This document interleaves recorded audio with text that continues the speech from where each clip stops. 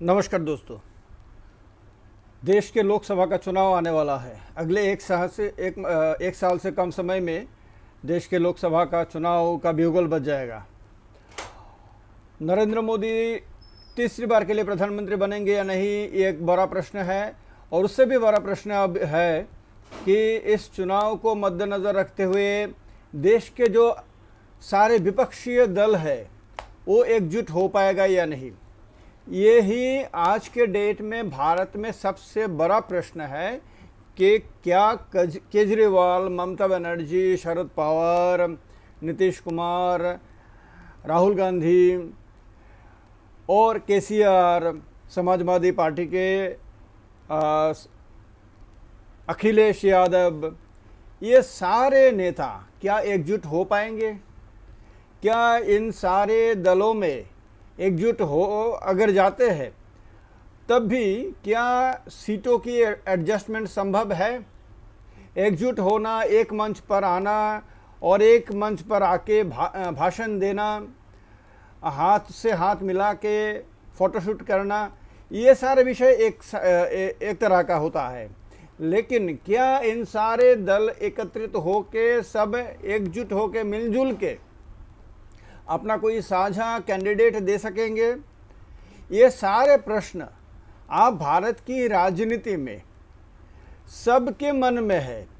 और ये प्रश्न सबके मन में उठ रहा है इसलिए कि ये जो दल है, इन दलों की ऐसा बर्ताव आ रहा है कि किसी को लग रहा है कि ये मोदी का बी टीम है, किसी को लग रहा है मोदी का सी टीम है, किसी को लग रहा है कि ये जो भी करेगा लेकिन कांग्रेस के साथ नहीं मिलेगा, किसी को लग रहा है कि ये नहीं हो पाएगा, वो नहीं हो पाएगा। ये सारा विषय बार बार सामने आ रहा है।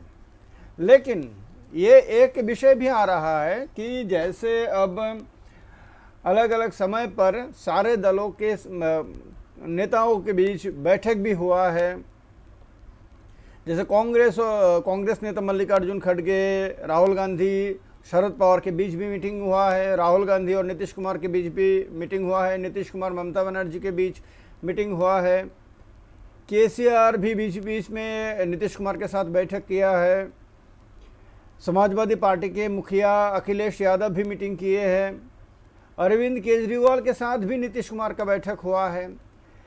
ऐसे उद्धव ठाकरे के साथ भी कई नेताओं का बैठक हुआ है। मीटिंग अलग अलग नेताओं के बीच में होता रहा है।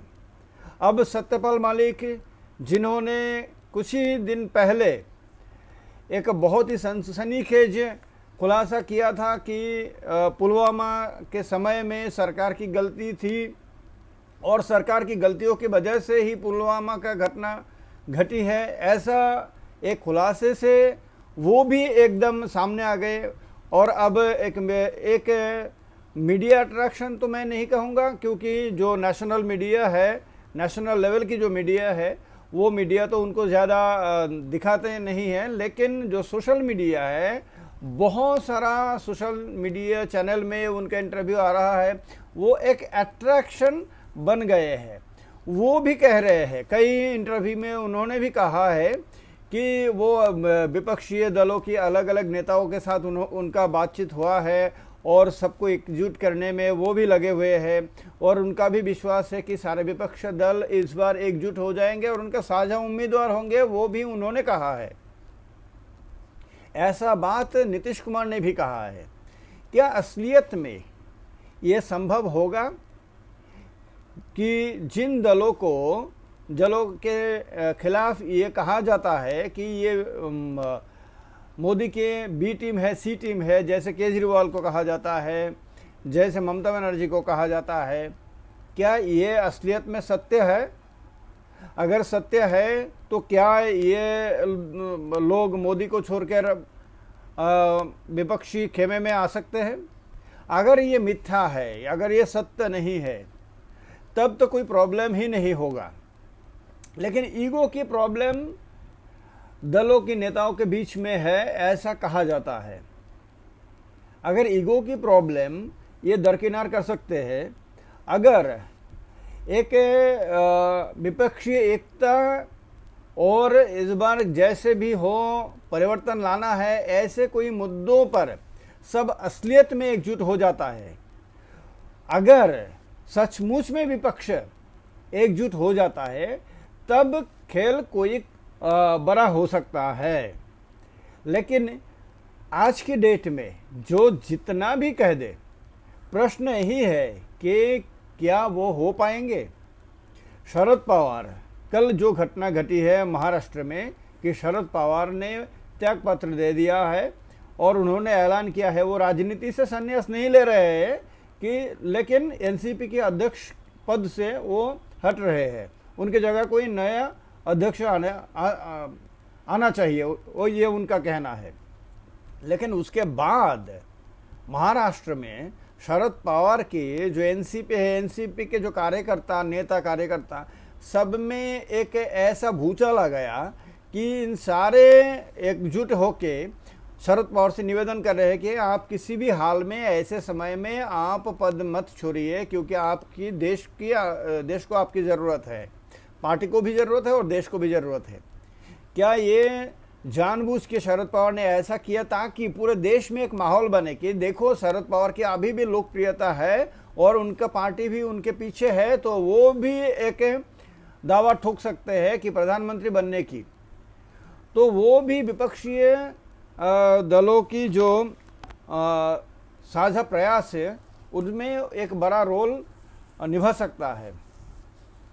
तो ये प्रयास अलग अलग पार्टियों की तरफ से, ये अगर वो ऐसे उभर के आते हैं कि इस बार वो भी दावा ठोकेंगे तो महाराष्ट्र उनके पीछे एकजुट हो सकता है, ऐसा उनका या जो राजनीति के जो पंडित है उनका मानना है कि शरद पवार का ये एक प्रयास हो सकता है कि 48 एमपी वाला महाराष्ट्र में अगर वो एक प्रधानमंत्री का चेहरा ऐसा एक भावना फैला सकते हैं, तो हो सकता है कि अगले लोकसभा चुनाव में जिस महाराष्ट्र से बीजेपी को अच्छा एक सपोर्ट मिला था, वहाँ पर शरद पवार के पीछे महाराष्ट्र के एक बहुत बड़ा हिस्सा उनके पीछे आके खड़ा हो सकता है और उससे विपक्षी दल को बहुत बड़ा बल मिल सकता है। ये एक प्रयास हो सकता है, एक प्लान भी हो सकता है।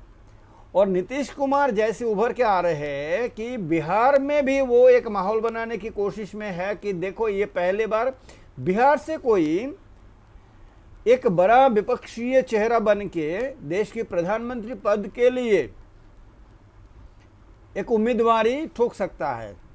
ऐसा अगर वो कर पाते हैं तो प्रयास ये है कि विपक्ष बिहार में भी जनता के एक बहुत बड़ा हिस्सा नीतीश कुमार के पीछे आके खड़ा हो जाएगा कि चलो इस बार बिहार की किसी को प्रधानमंत्री बनाते हैं, और इससे बीजेपी को नुकसान हो जाएगा और विपक्ष को बल मिल जाएगा।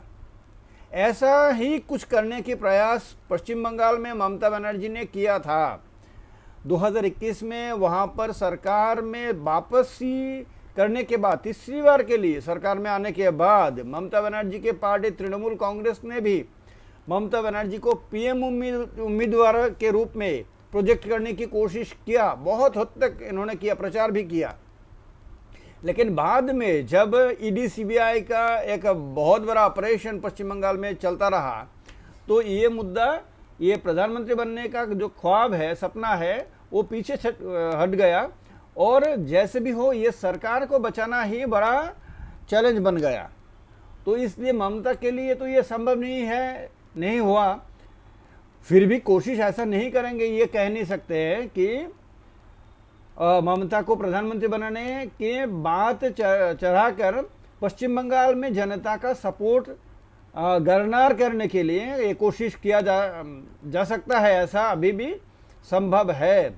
अरविंद केजरीवाल के लिए दिल्ली 7 सीट वाले दिल्ली में तो ये संभव नहीं है, लेकिन पंजाब को अगर मिला ले तो पंजाब और दिल्ली मिला के केजरीवाल भी प्रधानमंत्री बन सकता है। ऐसा एक माहौल बना के दिल्ली और पंजाब में एक बहुत बड़ा सपोर्ट ये अपने ओर लाने की कोशिश किया जाने की संभावना है। ऐसे ऐसे करके अलग अलग नेता प्रधानमंत्री बन सकता है, ऐसा एक माहौल बना के ये बीजेपी को भी चुनौती देने की प्रयास होगा, और बाकी जो विपक्षी दल है उनमें भी एक प्रेशर पॉलिटिक्स का एक प्रयास होगा ये, और उससे एक माहौल बनेगा कि देखो कोई भी प्रधानमंत्री बन सकता है। एक साझा उम्मीदवार, एक नीतीश कुमार ही प्रधानमंत्री बनेगा, या एक राहुल गांधी ही प्रधानमंत्री बनेगा, ऐसा नहीं है। इस बार कोई भी प्रधानमंत्री बनेगा अगर विपक्षी दल एकत्रित होकर सरकार बनाने के संख्या तक पहुंच सकता है, अगर 272 पार कर सकता है तो कोई भी प्रधानमंत्री बन सकता है। ऐसा एक माहौल बनाने की कोशिश में सारे विपक्षी दल है, अभी भी लग रहा है। फिर भी सपना तो सबका है, सपना अरविंद केजरीवाल का भी है, ममता बनर्जी का भी है, नीतीश कुमार का भी है, शरद पवार का भी है, राहुल गांधी का तो ज़रूर है ही, केसीआर का भी है, अखिलेश यादव का भी है।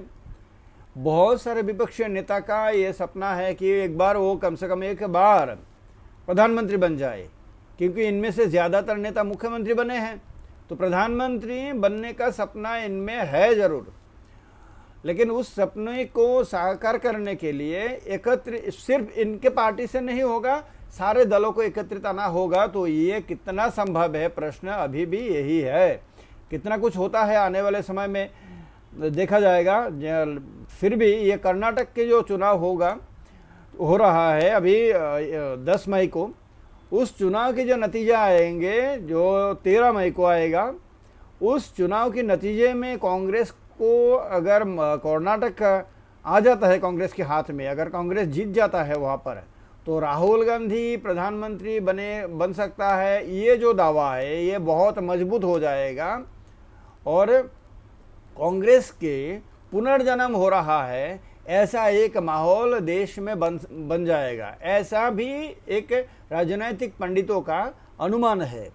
अब जो भी अनुमान है, जो भी संभावनाएं है, वो कितना वास्तव में कितना कुछ हो पाएगा वो देखने के लिए अभी भी इंतज़ार करना पड़ेगा। दोस्तों, जो भी अभी तक मेरे इस चैनल के साथ नहीं जुड़े हैं, जो भी अभी तक सब्सक्राइब नहीं किए हैं, वो ज़रूर मेरे चैनल को सब्सक्राइब कर ले, क्योंकि राष्ट्रीय स्तर पर इस बार इस देश की जो राष्ट्रीय राजनीति है, इंडियन पॉलिटिक्स की दिशा में जा सकता है, क्या क्या हो सकता है, वो सब लेकर हम बात करेंगे। इस चैनल में बात करते रहेंगे, इसलिए सब इंडियन पॉलिटिक्स इस चैनल को सब्सक्राइब ज़रूर करें, और इस वीडियो को ज़रूर लाइक करें और शेयर करें। सब अच्छा रहेगा। सबको नमस्कार, जय हिंद।